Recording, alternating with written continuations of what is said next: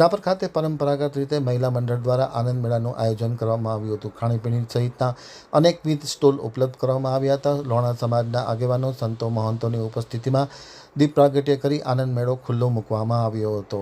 હવે જોઈએ રાપર આમતક ન્યૂઝ બ્યુરોનો એક વિસ્તૃત અહેવાલ.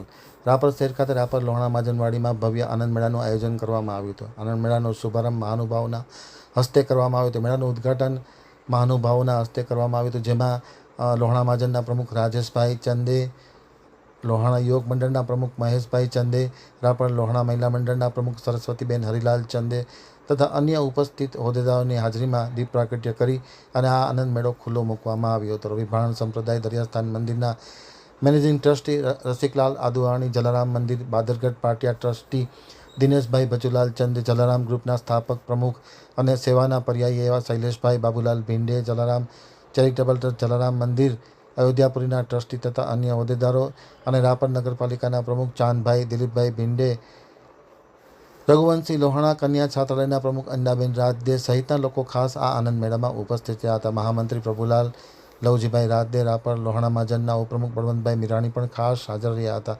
લોહાણા સમાજની મહિલા મંડળની ટીમ દ્વારા રાપર ખાતે આ વિશેષ આયોજન કરવામાં આવ્યું હતું. વિવિધ પ્રકારના સ્ટોલ ઉપલબ્ધ બનાવવામાં હતા. ખાસ કરીને ખાણીપીણીના સ્ટોલમાં લોકોનો વિશેષ ઉત્સાહ જોવા મળતો હતો. બાળકો, વૃદ્ધો, બહેનો, ભાઈઓ મોટી પ્રમાણમાં હાજરી આપી આનંદ મેળાના આયોજનને સફળ બનાવવામાં આવ્યું હતું, એમ શૈલેષ ભીંડેએ આમતક ન્યૂઝ સાથેની વાતચીતમાં માહિતી આપતા જણાવ્યું હતું.